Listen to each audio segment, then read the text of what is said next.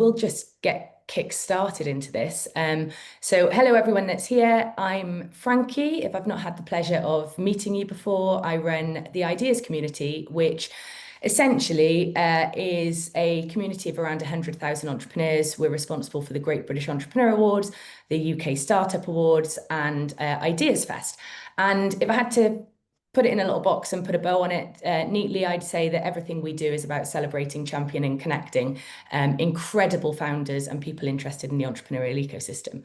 And that is how I met our guest today, Daniel, who I think I have known for about 10 years. Does that sound about right? I think so, yeah.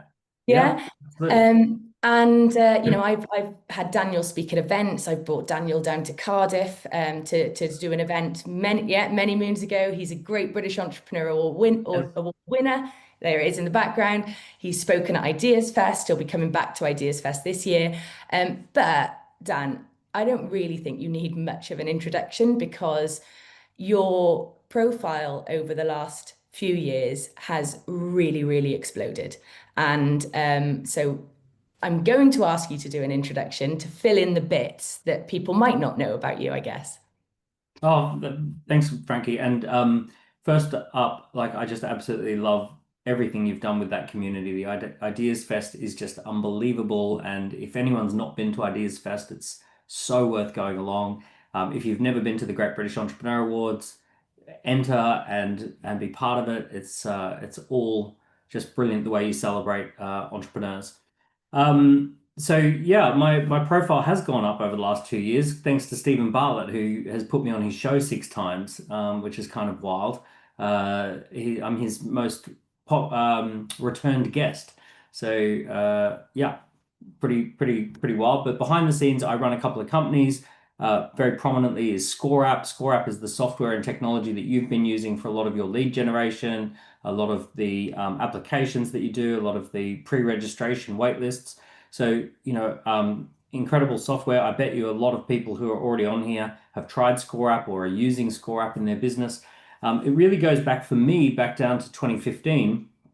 I was looking for ways to generate leads for my businesses, and I came up with an online scorecard, an online quiz, and it really exploded. I launched this online assessment, and 90,000 people took the assessment, and that went straight to our sales team to talk to those people, and we ended up doing about 20 million pounds worth of sales off the back of that assessment. So it was really cool. People would take the assessment, they'd answer 40 questions, they'd be able to identify the gaps that they wanted to fill. They talked to my team, and then we basically signed them up. And everyone said, "Oh, I want one of those. I want to build one of those assessments." And a few years later, ScoreApp was born, where we basically turned it into a platform, and we made it in. We took all of the learnings that we'd had from building 3 or 4 assessments ourselves, and we put it into this platform, ScoreApp. And now we have 8,500 companies globally that use the platform. We are one of the UK's fastest growing software companies. We're winning awards. So all of those things. Absolutely. Well, you were featured on the UK Fast Growth Index. And look, Dan, every time you post about launching something, I've got to admit, I watch really eagle-eyed because I think that you've got you're involved, everything you're involved in seems to be really special. So I when I saw ScoreApp, I think I was probably one of your first customers, and we very rarely do webinars like this. It feels almost for me like a bit of a hark back to the COVID times when we did lots of webinars, but we've never done one that's sort of specifically about a particular product. But the reason that I want us to do this is because I love ScoreApp. Like, ScoreApp is the one tool I can absolutely not live without. We have generated, I think it's well over 10,000 leads in the last 8 months, and that's come through a variety of scorecards we've got. We've got wait lists for our awards programs. We've got wait lists for other event series that we've done. We've got scorecards that we run with partners to help people in our community identify blind spots and to signpost them to the right products or services or events that they should be engaging with. So I literally would shout it from the rooftops. This is not a paid advert. I think it is genius. It is simple. And I think that it takes a little bit of learning at the beginning, but once you've done that, it's so easy to go, I've got an idea for a scorecard or a wait list, and you can roll it out. And we do in, under half an hour, which is a really, really powerful tool for any entrepreneur to have. And anyway, nobody's come here to listen to me. So I guess without further ado, Dan, what I'd love to do is to talk through how people can become oversubscribed, and that sort of amazing idea of generating leads that can turn into revenue whilst you sleep. How do we do Mate, it? let me just go into the basics, and then we'll get in and we'll actually build some scorecards so I can show how it works.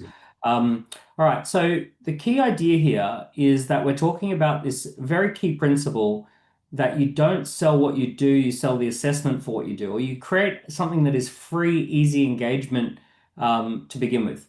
So, for example, if you were a doctor, you wouldn't just recommend a treatment plan. You first say, "Oh, let's get an X-ray, and then after we get the X-ray, I can then tell you what it is that you need." So doctors go through this kind of diagnostic process where they figure out what are your symptoms, what are your causes, and then they do the treatment plan. So essentially, these online assessments are really, really powerful, and that's where it all started. By the way, you mentioned things like waiting lists and pre-registration of interest lists. All of that is a scaled back version of what I'm about to talk about, which is basically the online assessment. Um, so ScoreApp is basically, it goes back to our very first online assessment, which was the Key Person of Influence scorecard. And that was a personal brand assessment that people would go in and answer 40 questions about how they're building their personal brand. And then we would basically get all the data, and we could see how people were building their brand and what they were doing or what they weren't doing. We could identify the hotspots. We could identify the problems that people faced, the frustrations that they had, the things that they were strong with, right? And we could really tailor our offering based on that. And it was just non-stop lead generation. I think that particular scorecard, I think this is just in a period of maybe, yeah, it's 12 months, but it basically in a period of 12 months, 53,000 people hit the site. And you can see about 1,000 people a month taking that scorecard, just on autopilot with no ads running, 26% conversions. So what we discovered pretty early on is people love taking online assessments. And it's not like 16-year-old girls figuring out which house they would be in the Harry Potter series or something like that. It's CEOs answering questions about, are they cybersecurity ready? There are people who are answering questions to see if they're ready to run their first marathon. There are people answering questions to see if they should hire their first salesperson or hire another salesperson, or if their organizational culture is strong. So all sorts of people go on and they answer these quiz questions in order to find out, whether they're ready to do something or whether they're good to go or all that sort of stuff. Once we got very good at creating assessments, we also found that you can actually apply the exact same principle to just joining a waiting list, joining a discussion group, like a really nicely created form where you get people to engage with you. And there's a lot of research from Google that basically says this is the way forward. This is what brands need to do. So Google published this content that said that the marketing funnel has been disrupted. And they basically said that that there's a new marketing funnel. So if we think about the old marketing funnel was through advertising or social content, you create awareness, and then you funnel people very rapidly through squeeze pages, and the squeeze pages get people to go into consideration and conversion, and then they buy your main product or service. And what Google said in their report called the messy middle is that they said that consumers are basically wanting to bounce around a brand, having positive experiences before they then purchase the main thing. So if you imagine that a consumer discovers you online through social media, maybe short content, longer content, and then they want to have a few experiences, and those experiences are kind of like positive, standalone experiences. They don't feel squeezed or funneled. They feel like they're getting some sort of an experience. And it's these engaging experiences that people evaluate your brand on, and then they purchase. So the new way of thinking is not a funnel, it's more like a playground. So if you think about marketing playgrounds, not marketing funnels, and the playground basically is, can I create free stuff that sits out the front of the business that people can engage with? And based upon in that positive engagement, they then feel like they want to do more with the business. They want to buy something, pay for something, and do your core product or service after they've gone through the marketing playground. So it's just a useful idea to say, I'm not trying to create a funnel, I'm trying to create a playground, and people can go and take it, do different things. So let me give you an example. You might say, oh, okay, I'm going to have a well-being score. I'm going to have a free mini course that people could take. I'm going to do like some sort of, profile assessment. I'm going to have, a training program for potential partners. I'm going to have people pre-register for a workshop that I'm running. I might run a discussion group on WhatsApp for a 30-day pop-up discussion group on WhatsApp. So these are like playground type things. So what we want to do is create these fun and engaging things for people to do. Now, the second thing that is really worth understanding relating to why we do things the way that we do things is that segmentation has become a massive important topic in every business. We have to understand segmentation. So I'll talk about segmentation as well.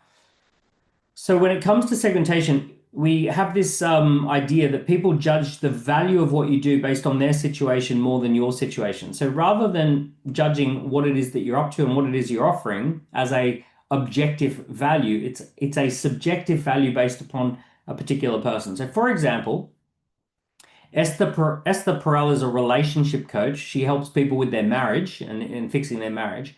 If we put Esther Perel in front of three different types of people, this guy probably wants to pay zero. He's not interested because he's single. Kate, she's happy because she's happy to pay 3 grand relative to her income. 3 grand is an appropriate amount of money to spend that she could spend. Nina, who's 54, considering a divorce and is worth 60 million and will lose 30 million in the divorce, she's happy to spend 250,000 for Esther Perel. So different people based on their situation are going to spend different amounts. Another way of looking at this, which is really, really powerful, is the research that we did found that of the last 100 people that you met in your business, one of them had 15% of the total budget to spend. 9 of them had a total of 45% of the budget to spend, and the other 90 people had just 40% of the budget to spend.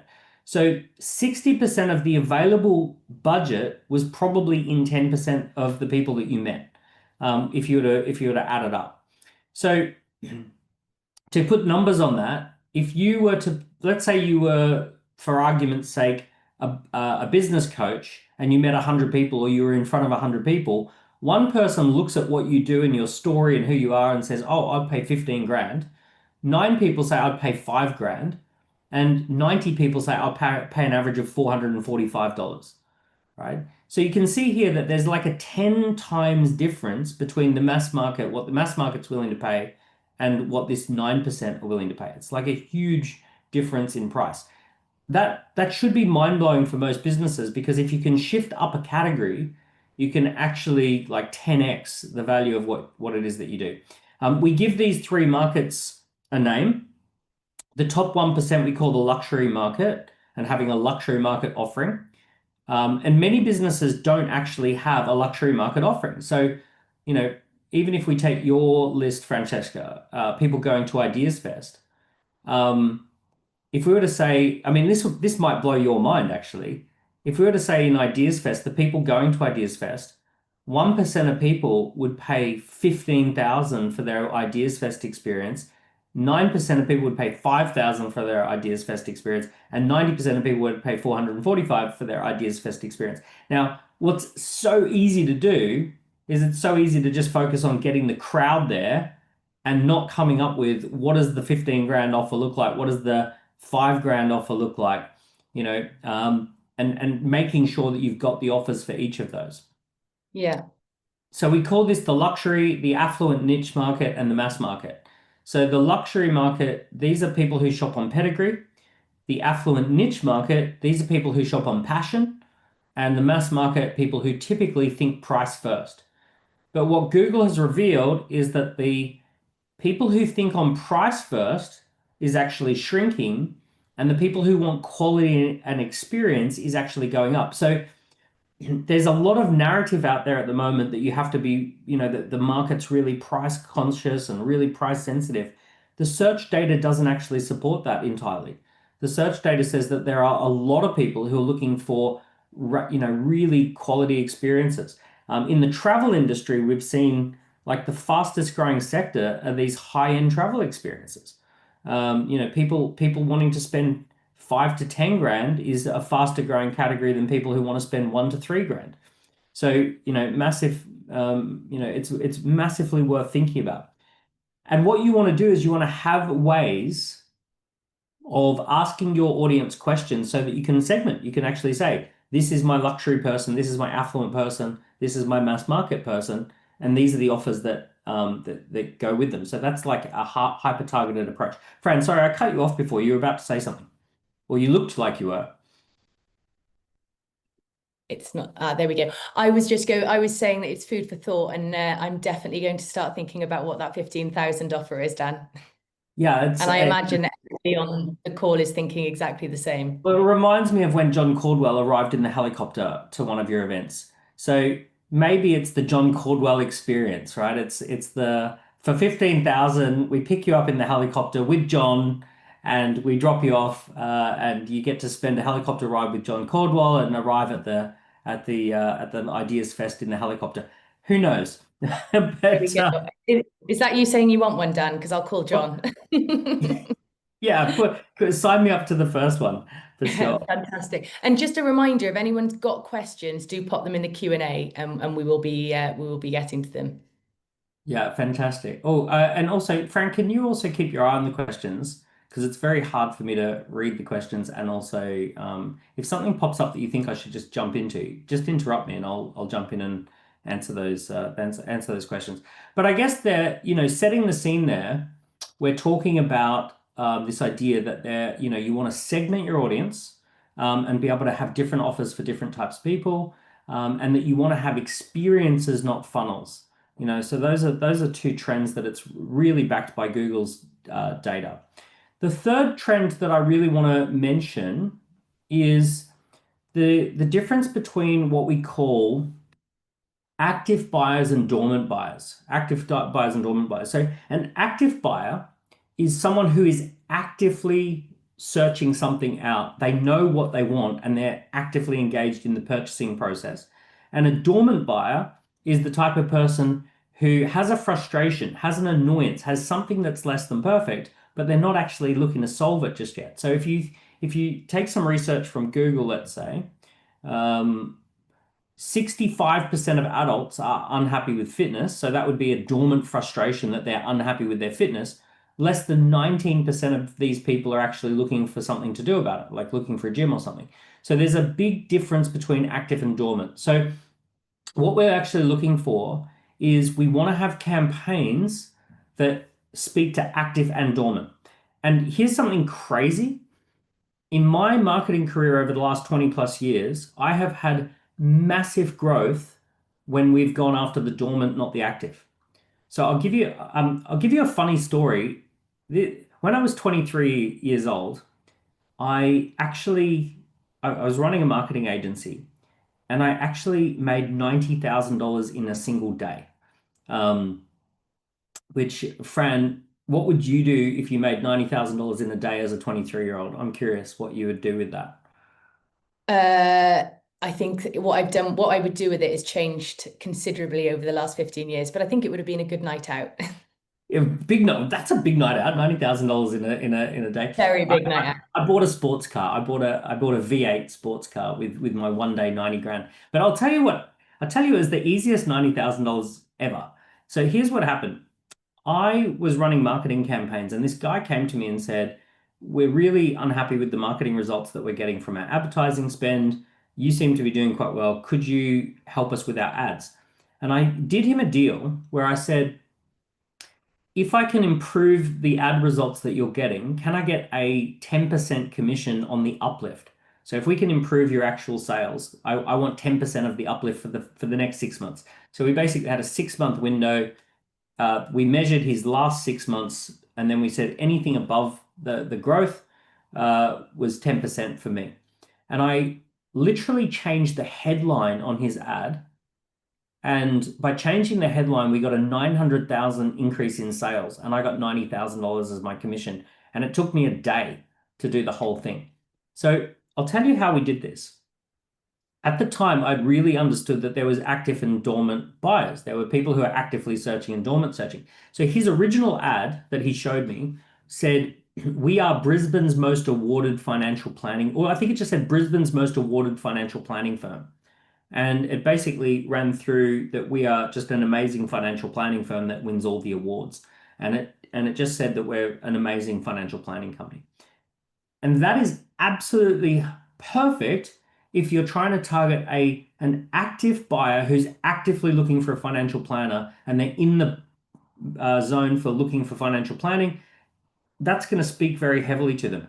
Brisbane's most awarded financial planning firm, if you're actively looking for a financial planner, you're going to go, oh, okay, that's the one I'm looking for. So what I did was I changed the headline and I said, "Feeling frustrated watching your investments move sideways." And I had a picture of a crab holding a $10 note. And I said, "Isn't it frustrating when you make the sacrifice to put money aside into your investment account, and then when you check to see whether you've had any gains, you've made no gains?" And it really feels frustrating opening those letters. You should be talking to Brisbane's most awarded financial planning firm. Now, all I really did is what's called a headline and a subheadline. And rather than targeting the active buyer, I went for the dormant buyer. So the dormant frustration is I'm not getting any returns on my investments. These people still have money to spend. They've still got money to invest, because feeling frustrated watching your investments move sideways means they have investments. They've got money, but they're not yet looking for a financial planner. So by essentially what I did is I moved the focus from the active desire to get a financial planner to the dormant frustration to address a frustration. Now, I have worked on multiple businesses where we've transformed the business, we've taken them from no growth to double-digit growth. And one of the easiest ways to do this is to create something that speaks to the dormant rather than the active desire. Right? So you imagine this scenario. You go to Wimbledon Centre Court, there's 15,000 people there, and you say, who is interested in, so who's currently buying a new car? Who's currently looking for a new car? Probably get, maybe 200 hands go up. Who here has a car and you're not 100% happy with it? Like you're a little bit frustrated with your current car, and you probably get thousands of hands go up. So the dormant versus active is a massive difference. The other benefit, if you can be the one to activate a dormant customer, if you can be the one to switch the light bulb on a dormant and make them active, then they evaluate everybody else against you, if they evaluate anyone at all. So if you're the one who activates them, you're already in leading position, you're already the first place, and then they evaluate everyone else. Are they as good as you, if they evaluate at all? So this is a really good marketing hack to talk to the frustration, not talk to the solution. Dan, can I just jump in there? You talked about adverts and the crab example. So Andy's just asked, what is the most effective? Would it be organic or an ad call to action to a quiz? Oh, yeah. So driving traffic to quizzes. So you've got two options. You got free or paid, right? So free is that you use well, it's not free. It's called your time and hustle. So we'll call it hustle or paid, right? So your time and your hustle is organic social posting, where you post on social media every single day. By the way, I'm going to say something that's going to annoy everyone on this call. 170 people are on the call right now, and all of you are going to, in fact, let's watch them all just like run a mile. In the current world, as it currently stands, you kind of need to be posting every single day. I see people who are like, oh, my business isn't growing. I'm like, how often do you post on social media? Like, oh, once a week, once every month, a couple of times a month. It's like the businesses that are growing, they get into that algorithmic boost that happens when you get into daily posting. And I hate it, right? Coming up with new shit every day is annoying as hell, but it's every single day. So like we post on multiple platforms every single day. under my personal brand, not the business brand, because a personal brand gets 20 times more than a business brand. So personal brand posting 20 every single day or minimum 20 times a month. So every single working day, you're putting something out there.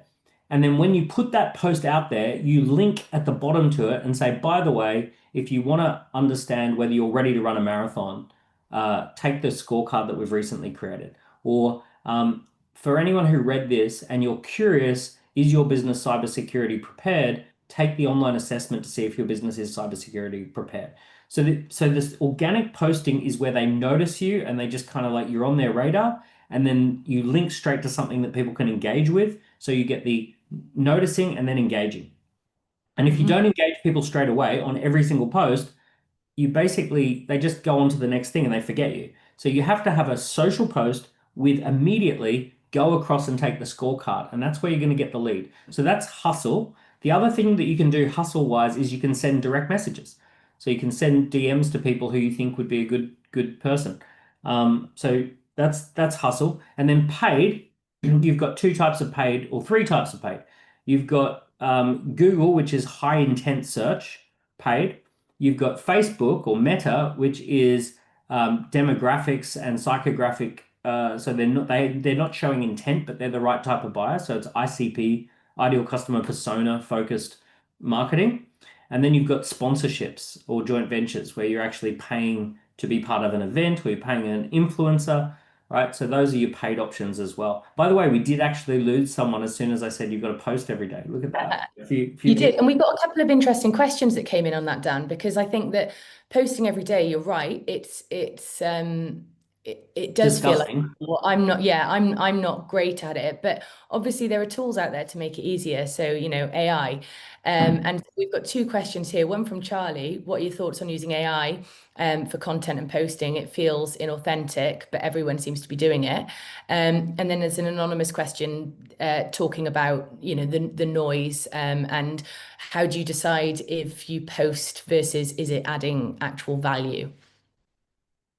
I get it. It's disgusting and I hate it. And also, it's the game right now. So something is always better than nothing. And I'm always a big fan of being directionally correct and then improving. Prolific beats perfect. So being prolific is better than being perfect. You will eventually find your flow. For businesses that are small businesses, if you can set aside one day and just smash out what are going to be your 20 posts that you're going to do across the next month, and even if they're just short little posts, little snippets, um, where you just kind of, and when we talk about AI is phenomenal as a support tool, but you always need to kind of like finish it off. I would say AI is the most amazing middle to middle tool, but it's not a good start to finish tool, right? So what you want to do with AI is you want to be the one who initiates the thinking, which is the start, and then puts the icing on the cake, which is the finish, and use AI for the middle to middle bit. So the middle to middle bit might be now I've got an idea, give me 10 ideas that I could, give me 10 suggestions. And that's kind of like the middle bit, the brainstorming bit. It's like now turn these into LinkedIn posts and X posts and Facebook posts and turn these into what I might, do on this. So it goes through that and then you finish it off. So if we think about any process that is a 1 to 10 process, the human bit is definitely 1 and 10, and the AI bit is somewhere between 2 and 9, right? So Yeah. it's really helping a lot with the middle, but it's not good at, it doesn't initiate anything. It just sits there quietly until initiated, and it's also not very good at creating a finished product. If it was a Mhm. bakery, it would create amazing sponge cake, but it wouldn't ice the cake or put the name on the cake or any of that nice stuff at the end. It wouldn't box it up and tell you to have a lovely day and congratulations and happy birthday. It wouldn't do any of that stuff. It would just be pumping out amazing sponge, but you still need to ice the cake at the end. So humans are Yeah. humans are now starters and finishers, and AIs are support in the middle. Yeah. Great answer. Do you think that people should be posting on every platform and repurposing content? Not if you're a small business. I think if you're a small business, you are so much better off dominating a single platform. I have actually found multi-millionaire entrepreneurs who only exist on one platform and they blew up on one platform. So Hmm. there's someone you and I both know who ended up with 1 million people on LinkedIn, and they just got massive on LinkedIn, but they're not particularly big on any of the other platforms. Yeah. There are super famous people who are YouTubers, and on YouTube they've got 750,000 followers. You go over to their Instagram and they've only got 15,000 followers, Mhm. even though they've got 750,000 on YouTube. So you can be wildly successful with a 7 or an 8 figure business if you dominate on one platform and you get really good at like using the platform.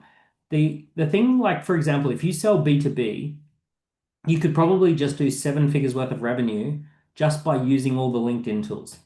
And just video on LinkedIn, text on LinkedIn, carousels on LinkedIn, direct messages on LinkedIn, comments on LinkedIn. So long as you're there and following up, and you're using that as your predominant tool for getting business, and then take some of that great performing content, repurpose it for YouTube, repurpose Yeah. it for Instagram. But I think it tends to be now today, if you're B2C, you start on Instagram and then migrate to TikTok and Facebook and whatnot. If you're B2B, you start on LinkedIn or YouTube, and you just pick a platform and just get like, because time is, we're all struggling with time. So at least just try and dominate on one platform and then spill over to the others. Amazing. I've got one more question before we move on. I think you'll like this one because I've seen you answer it before. So, with personal profiles having really taken off, is there any point to having an active business page?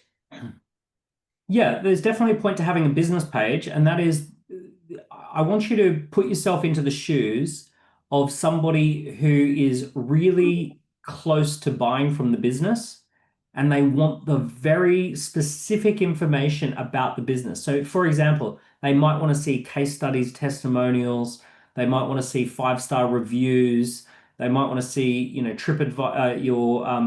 Trustpilot scores.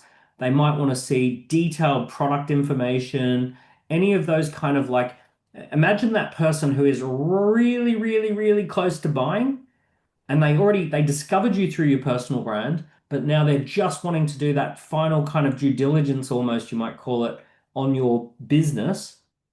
So your purpose of your business brand is just to be that central place when someone's doing the final check towards buying. But it's not a place for discovery. Discovery is personal brand. People are Mhm. fine. So, like, if we were to say Hailey Bieber just created a $1 billion company called Rode, um, and if we think, how did people discover Rode? It was through Hailey Bieber's profile. But if I'm about to buy a mascara and I want to know exactly the color tint and what's ingredients are in it and is it waterproof and blah, blah, blah, blah, blah. I don't want to go to Hailey Bieber's profile and go through all of the pictures and all of the stories. I want to go to the business profile and see that kind of like product information. Yeah, good advice. Yeah. Okay, so let's get into a strategy, right? So let's go right into the actual strategy of building one of these scorecards. Um, so here's the blueprint. The blueprint is that in order to implement, and this blueprint works for so many campaigns. It's a really great blueprint across the board. But in order to implement a scorecard or an assessment, you need to have a landing page that is just for that assessment. You then have to have quiz questions where people answer a set of questions. And then you have to have dynamic results where you give people a result based on how they answered the question. So, for example, are you ready to run your first marathon? Right? Answer these 15 questions. Tick, tick, tick, tick, tick. Congratulations, your marathon readiness score is 75%. You're very close. Oh no, unfortunately, your marathon readiness score is 12%. You're not ready to run a marathon. Do not enter a marathon just yet, right? So it's, are you ready to do the thing? Answer the questions. Here's your score. That is the intoxicating blueprint. Now, a lot of people who try and do this, they try and do it with Typeform or they try and do it with Google Sheets. All of those products are great Swiss Army knives, but they're not built for this particular blueprint, right? So you're basically cobbling together several things. What you're looking for is a bread knife, and a bread knife is designed to do one thing really, really well, right? So if you need to cut bread every day, you want to have a bread knife that's a dedicated bread knife. If you want to, if you want to try and cut bread with a Swiss Army knife, you're going to make a lot of mess and it's not going to be a nice clean cut. So ScoreApp, the software, is designed to be the bread knife that does landing pages, quiz questions, and dynamic results really well. That's how we've built that software. It just is a dedicated thing for doing this blueprint. And that's why 9,000 companies are using it, because it just does that really, really well. Okay, so what I would love to do is take you through exactly the best practices for all of these. And the place to start is called a 15 quiz question assessment. 15 question assessment. This is the easiest low-hanging fruit that any business could implement, the 15 question assessment. Now, look, you can definitely do other things like waiting lists and all that, and I'll show you that on the templates in a second. But if you're going to create one from scratch, the 15 question assessment is really, really good. So here's what you put on the landing page. On the landing page, you want to have a hook headline, and there's two hooks that work really well. Hook number one is called, Are you ready to? Are you ready to blank? Are you ready to run a marathon? Are you ready to start dating after a divorce? Are you ready to put your kids into private school? Are you ready to get better sleep? Right? So this is the Are you ready to blank? Right? Are you ready to are you ready to become more cybersecurity safe? Right? So Yeah. all of that. Are you ready to win? Lin- Yeah, Lindsay's just asked, does it work for every business sector? And I think that you've probably illustrated that it does. But if we picked, What I it don't know. doesn't work, what it doesn't work for is like if you sell a pure B2C thing like a pair of sunglasses, then there's really not a big point in having a quiz associated to, are you ready to buy new sunglasses? Or, like it's probably overkill. Yeah, Um, like this tends to work well with anything that has a little bit of the customer has to think about whether this is a good fit. This is utterly perfect if you sell agency services, consulting or coaching, if you have software, anything that's slightly considered. Now, mind you, even if you did sell sunglasses, you could say which sunglasses should you yeah, buy? that's where my head went. There's Yeah, it's like hark back to the sort of the style quizzes and things that you saw in magazines. yeah, we can do those as well, right? So, yeah, most businesses that I come across, if they're at all stuck, I get them to go to ChatGPT. I get them to type in a prompt like, "I run this type of business. I'm thinking of doing an online quiz or an assessment. What kind of quiz or assessment would suit my business that would engage my type of customer?" And ChatGPT is great at coming up with 10 ideas for you, and then it slaps you in the face, and you go, "Oh, why didn't I think of that?" Uh, those are super smart. Okay, so the first hook is, Are you ready to? The second type of hook that works really well is, Are you frustrated with? Are you frustrated by? Right? So are you frustrated that you're not standing out in your industry? Are you frustrated that you're um, not getting fitness results even though you're working hard? Are you frustrated that you're not meeting the right people when you go out dating? Right? So it's, Are you frustrated by? Are you frustrated with? And then the subheadline is, Answer 15 questions to find out why and what to do about it. Right? So it's answer the 15 questions to find out why. So we call that a readiness headline or a frustration headline. Are you ready to blank? Are you frustrated by? And then the subheading is answer 15 questions and find out. After that, you want to say, this assessment will help you to score and improve the following three things. This assessment helps you to score and improve the following three things. Now, if you do that, you're going to get people to go, oh, it kind of tells you a bit about what you're going to improve. You're going to improve your sleep, you're going to improve your energy levels, you're going to improve your routine, right? Oh, you're going to improve the number of people you meet, you're going to improve the quality of people, you're going to improve your conversations that you're having, right? So it's like you're going to, by taking this assessment, you will improve these three things. So that's kind of gives you a bit of an overview. The third part of the landing page, if you want to really get high conversions, is some form of proof where you either use your biography, you use your history, your bio, who we are, how many companies we've worked with, or you state some interesting statistics from independent sources. So 43% of people struggle with this, 76% of people have experienced this negative outcome in the last 12 months. 55% of people who try and do X, Y, and Z fail without the right strategy. some statistic that backs up why someone would take an assessment. So once again, you can ask ChatGPT. It'll give you a range of interesting data and research and stats that kind of make it seem sensible that you should do the thing. And away you go. And then final thing is just a final call to action. So you want to say, take the assessment. It only takes 3 minutes. It's free and you get immediate results, immediate recommendations. So take the assessment. It's free. It only takes 3 minutes. You get immediate recommendations. And that's your big call to action. By the way, if you've not got ScoreApp, we're going to give you a code to get a discount, special for GBEA, or Ideas Group.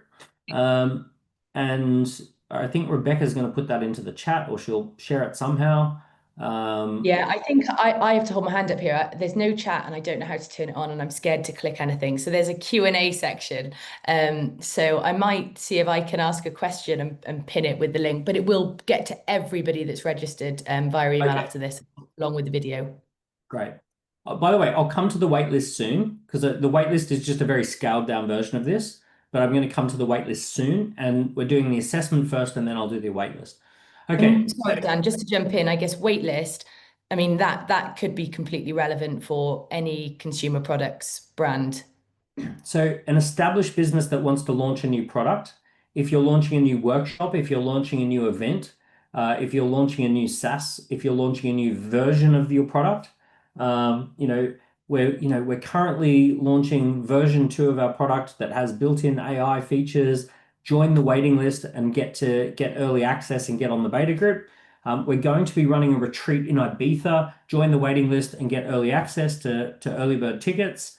We're going to be doing X, Y, and Z. Join the waitlist, register your interest. I mean, Elon and Tesla are very famous for launching waiting lists on everything.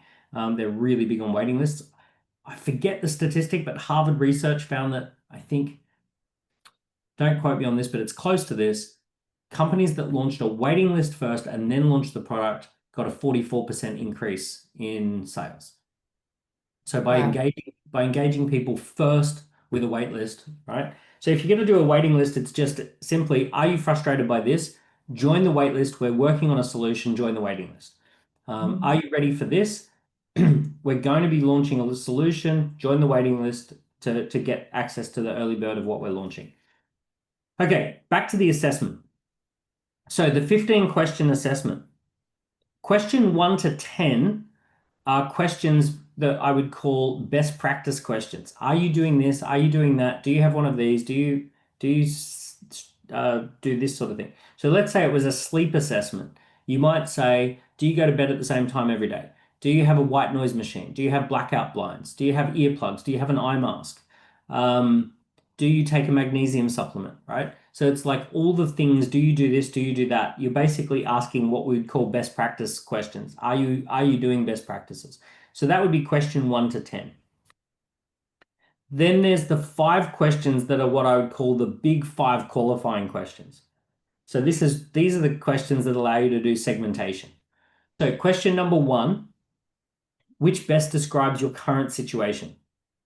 And you give people a menu of 4 or 5 options, which kind of describes what they're suffering or what they're struggling with or what their current situation looks like. Question 2 or question 12, right? If you've done 10 questions, 11 is which best describes your current situation. 12, which best describes the result you're looking for. 13, what have you tried that hasn't worked? Or what do you think is the biggest obstacle for you getting what you want?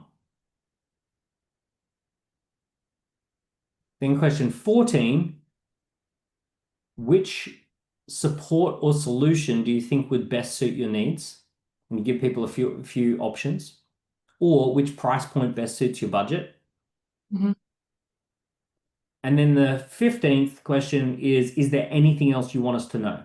And it's quite remarkable. This is an open box question. It's amazing what people put in there. Sometimes they say, oh yeah, I've read your book and I'm ready to buy. Or my friend bought from you and they recommended you and they told me to go ahead. Or sometimes they put stuff like, I need to get started within the next week. Can you sign me up really quickly? Right? So sometimes people tell you like, sign me up. I'm ready to go. Really, really kind of cool. So those are the questions. Now, if you do a waiting list campaign, delete the first 10 questions that diagnose and just do those 5 questions. Which best describes your current situation? Which best describes the desired outcome you're looking for, the outcome you want, the goal that you're trying to achieve? What have you tried that hasn't worked, or what obstacle is in your way? What's your budget, or what solution do you have in mind? And is there anything else you want me to know? If you ask those 5 questions when people join a waiting list, you've got an amazing waiting list where you've got all the data that you need. If you're launching a new business and you intend to get funding, add the 6th question, which is, would you be interested in seeing the angel investor presentation for this business? If you're a sophisticated investor, would you be interested in joining the angel investor presentation? Now that I've recently done a waiting list for a new business that I have in mind called Entity, and we got 1,100 people sign up to the waiting list. 330 want to see the angel investor presentation. So if I launch the angel investor presentation tomorrow, I could easily do our seed round, our SEIS rounds, seed enterprise investment scheme round. So we could just easily do our first $250,000 just on the people who are already ready for the angel investor presentation. Wow. How's that all sounding, Fran? Is that all clear? It sounds great. There's a couple of questions that have come in around, you've talked about 15 questions being optimum. Does it have to be 15? What if No, it's no, absolutely not. This is just like the easiest one that most people can create as their first go at it. Some people create amazing 40-question questionnaires that are amazing right close to the sales presentation. Some people create really quick quizzes that are 7 or 8 questions. Some people come up with all these categories. Some people do a wheel of life assessment. All of that super, super easy. But look, I've worked with enough people that as a great starting point, if you want to do a quick assessment, the 15 questions is great.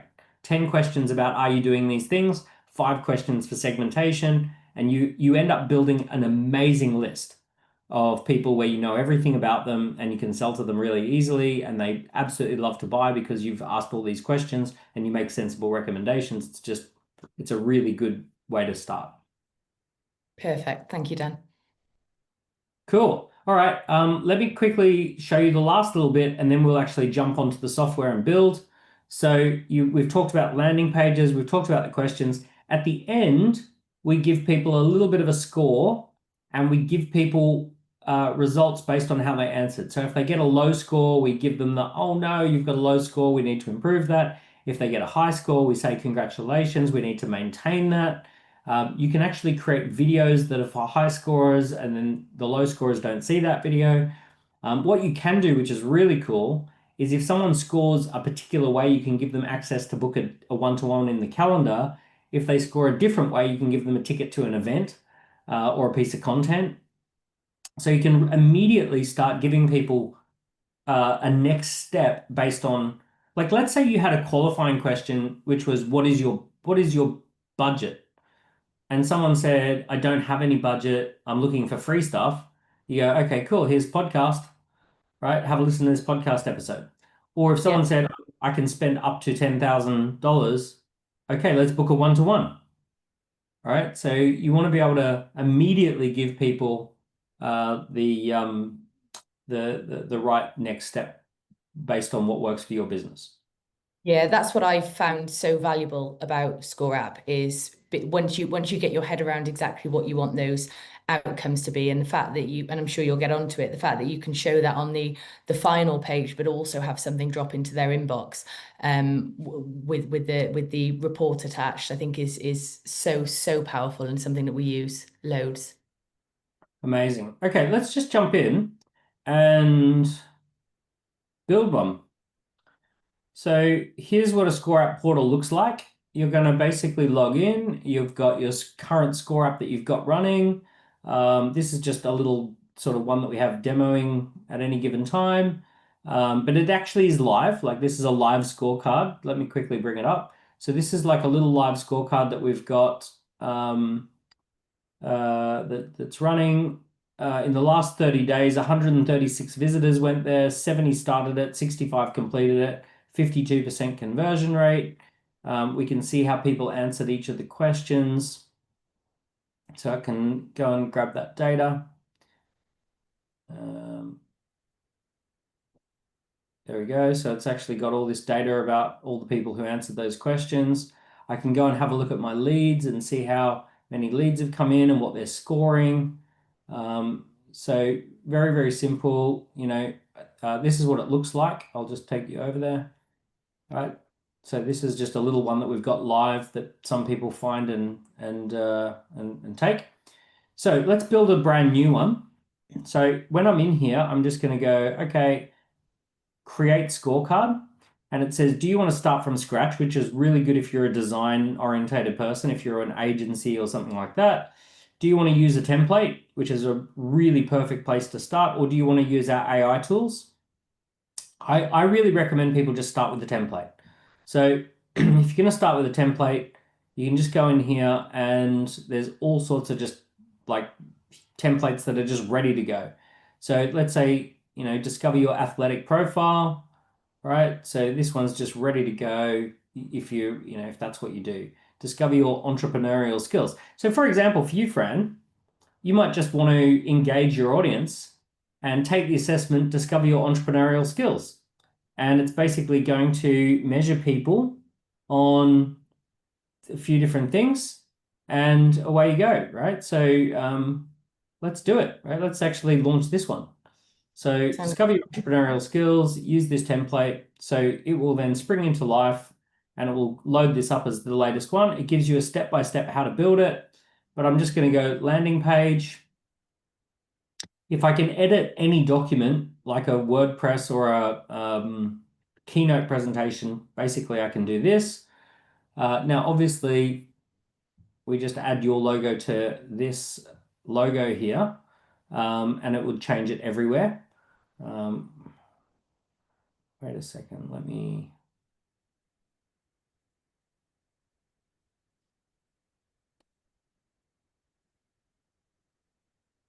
So let's...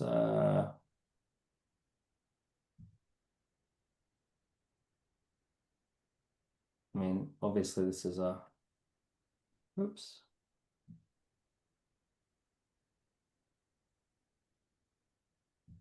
So I can just go in here, hit the logo,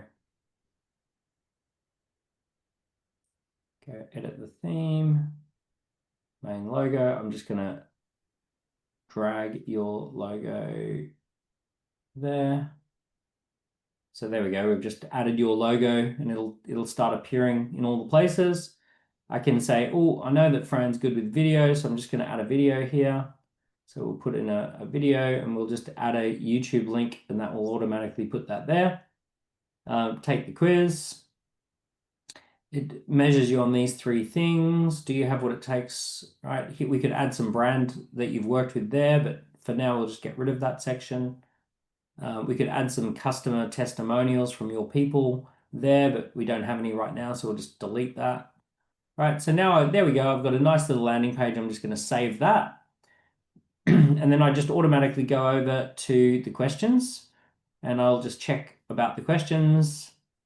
All right, how often do you set clear goals? Do you have this? Do you that? Right, so I've got all my nice questions here. I'm going to add one question at the end, which is the open box question. And I'm just going to, oh, there we go. There we go. Write the question. I'm just going to go,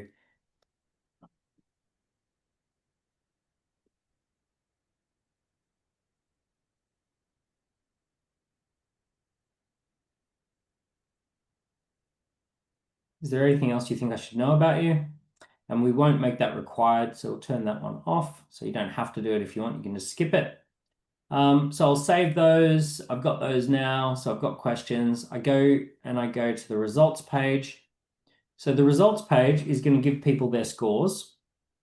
Thank you for taking the entrepreneur skills test, leadership and management, innovation, adaptability, marketing and sales. So it's going to give people a response.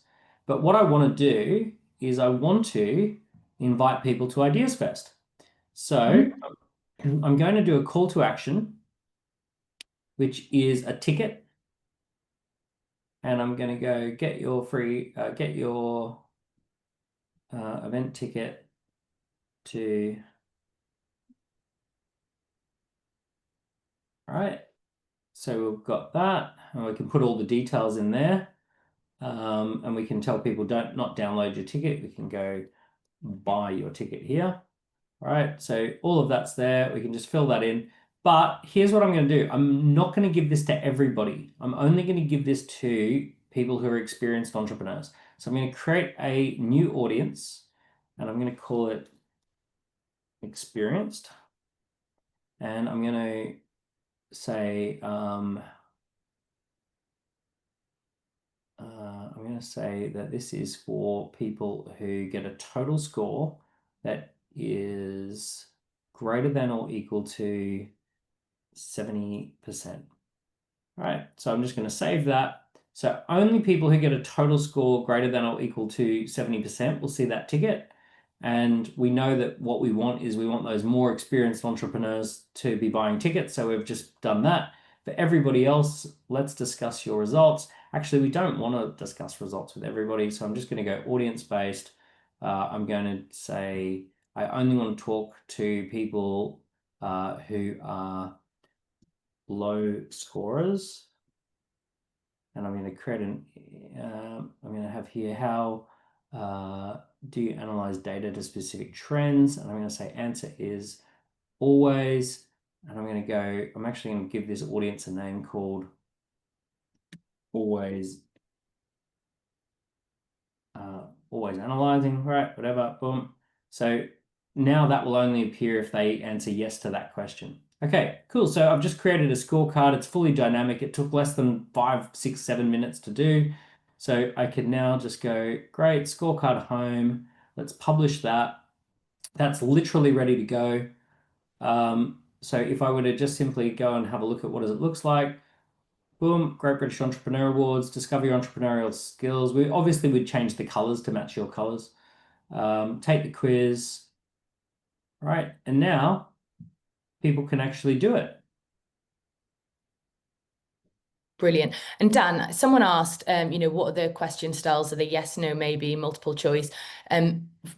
I mean, you can have any type of answer, but obviously if you're going to create an audience, it has to feed the data in the right way into ScoreApp. So it has to be based on a yes, no, or a multiple choice, Yeah. assume. So these kind of questions are good. Regularly, sometimes rarely.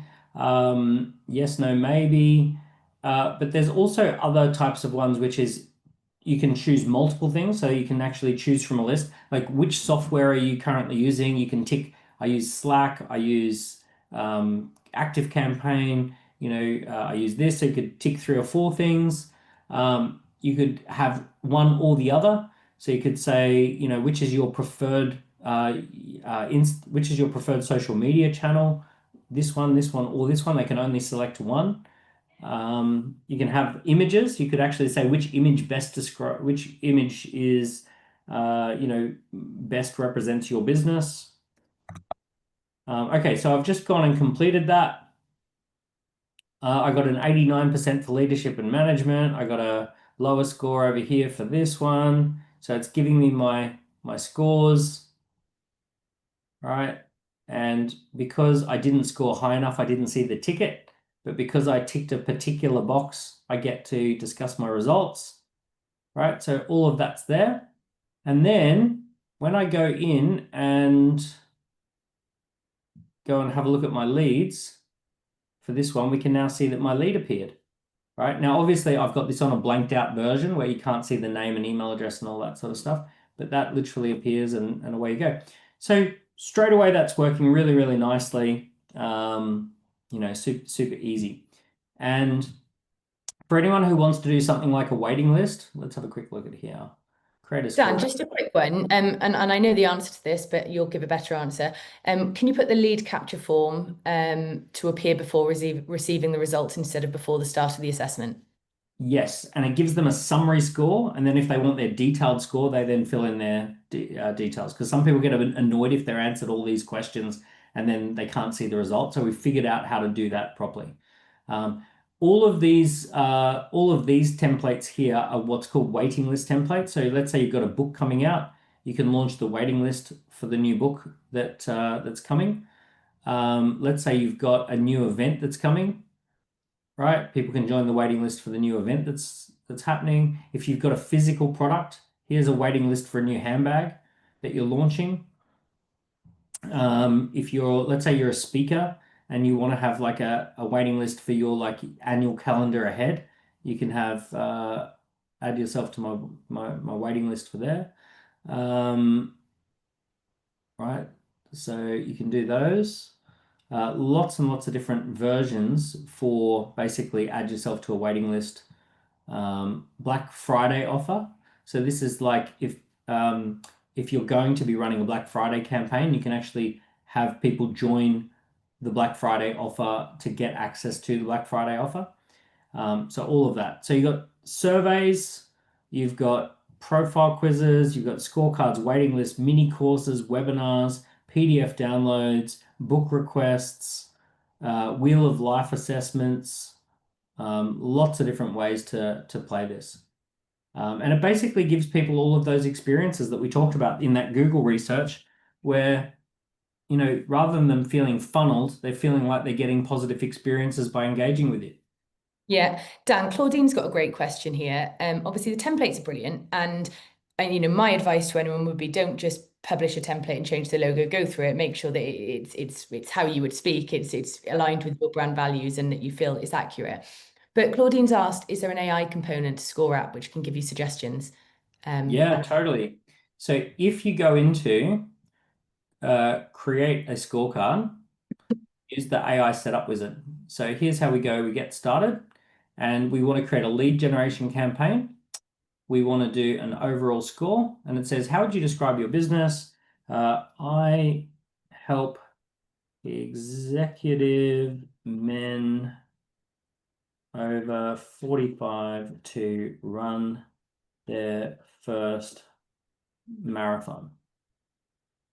Oh, next. Okay. How would you describe your target audience? CEOs over 45, business leaders 45 plus. What do you want to help with your clients? Improved endurance and stamina. Okay, boom. Pick a concept for your scorecard. Are you marathon ready? Yep, are you marathon ready is good.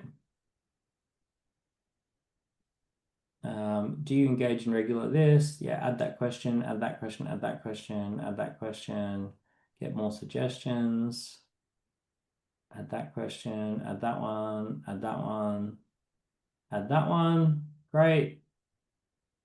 Let's get 10 questions. Cool. I like all of those. I can edit them. I can change them.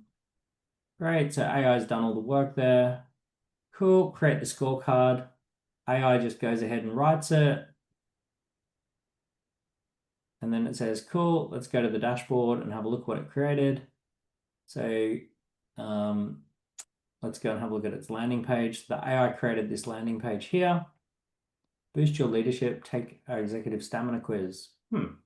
Answer 10 questions and we'll send you a personalized report. Discover how prepared you are for the ultimate test of endurance and leadership with our tailored quest. If you're a leader over 45, it'll provide insights into your stamina, help you identify and elevate your executive performance. It hasn't mentioned marathons. It's a bit lame, other than in the image here, where you can have a marathon fuel. It's created endurance fuel marathon service station. All right, cool. Let's have a look Same, at. you know, same with all AI though, isn't it? If you were doing this for yourself, you'd actually spend a good amount of time making sure that You'd spend some time editing it, but then it's got all your questions. It wants you to add your brand logo up there. And then when we go back over here, it's doing your results pages. So it's come up with this speedometer. Congratulations on completing the Are You Marathon Ready access quiz.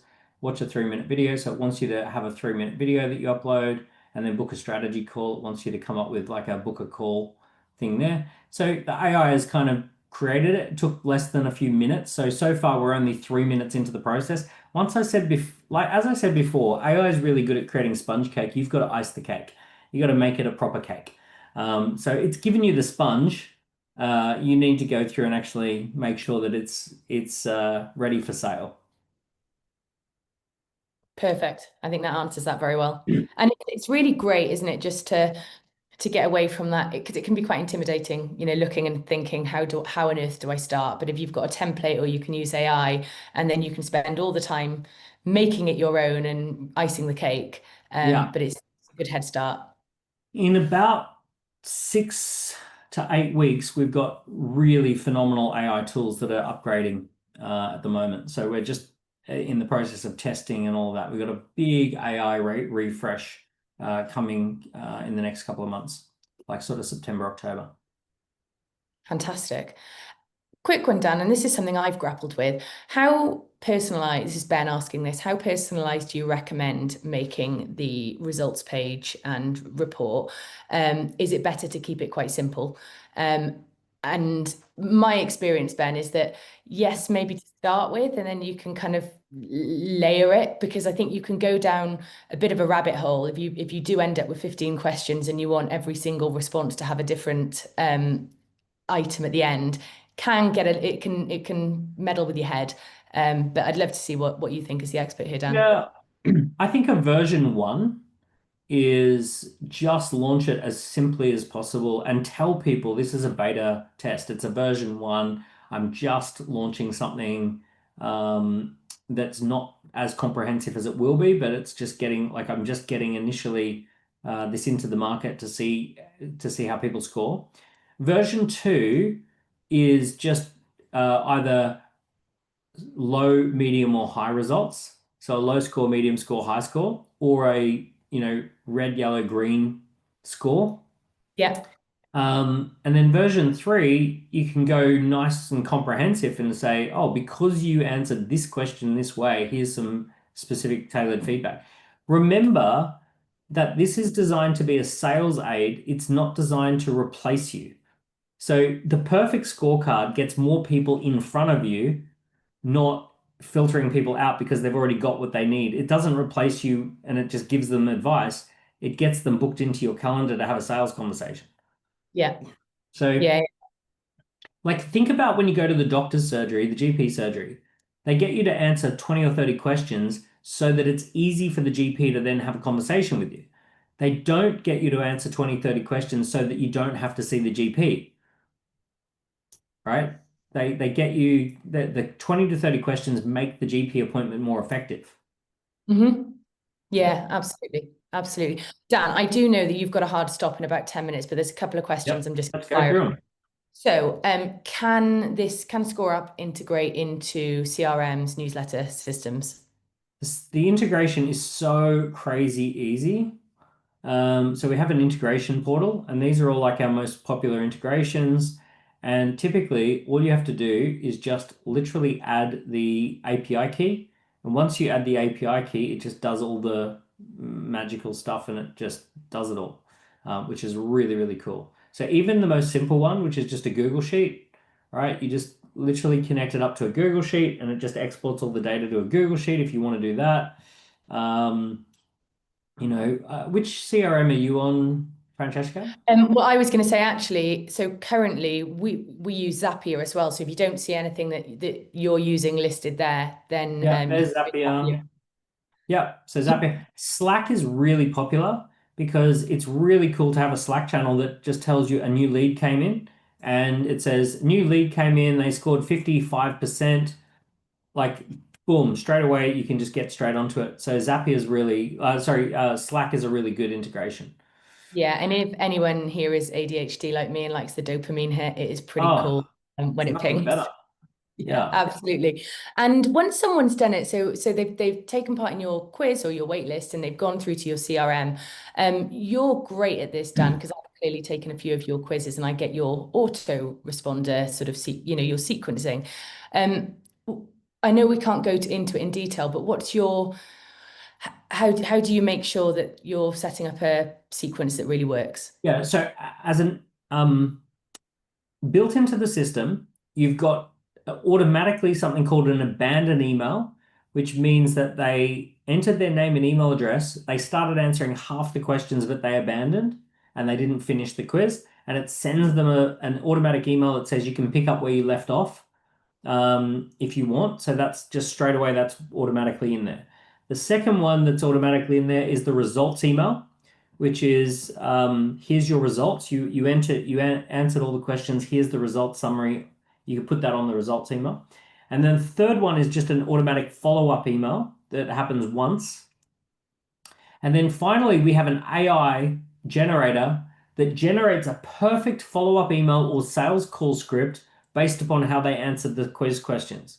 And that gets generated as well. So that's all built into the platform and it's automatic.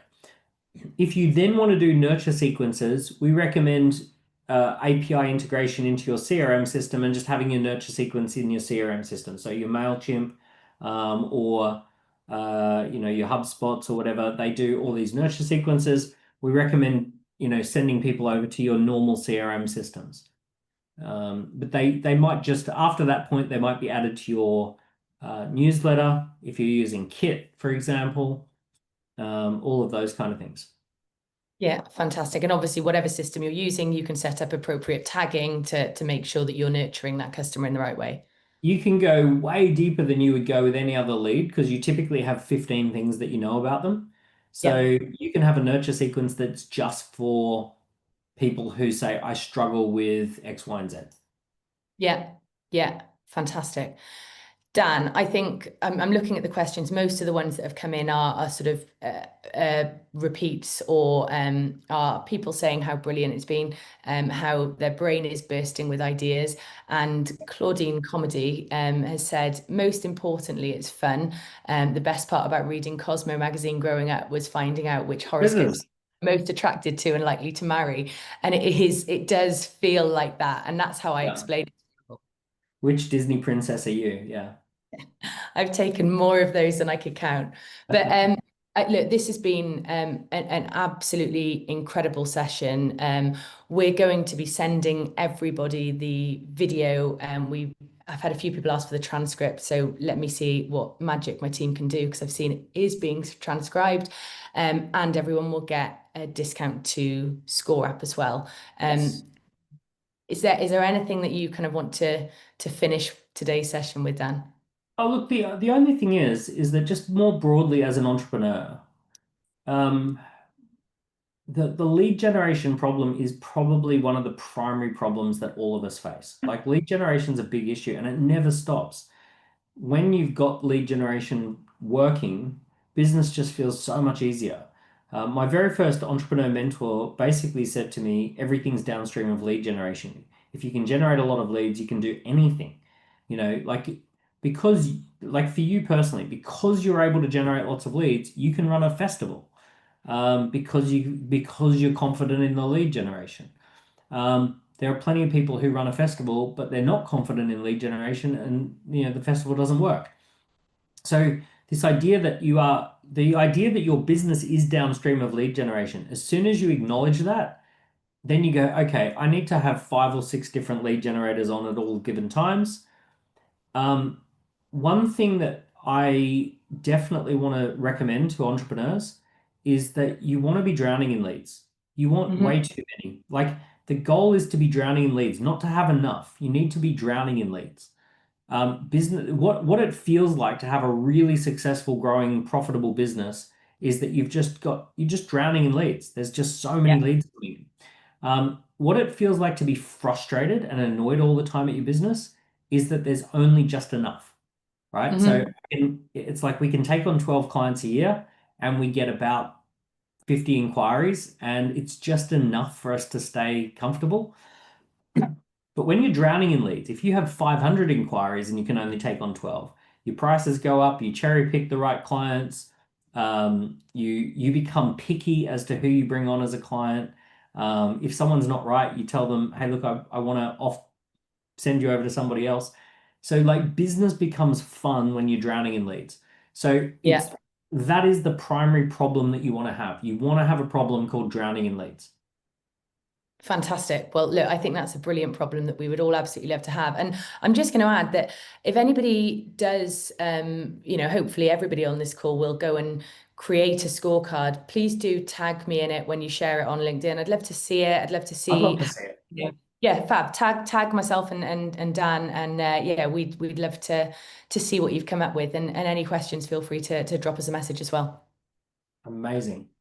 Dan, well, I look forward to seeing you in 20 days, which is terrifying. But Dan will be taking the main stage at Ideas Fest. And actually, I think everyone will love this. He's got a very interesting interviewer. So Dan is Indeed. allowed me to put a crazy idea to him to be interviewed. This will be a total first. Yeah, it could go brilliantly or it could go absolutely horribly, but it'll be fun, right? And it's about seeing how it's yeah, it's seeing what's the art of the possible with AI and in ScoreApp and your other businesses, you're pushing that. So let's bring it to life at Ideas Fest in a field. Amazing.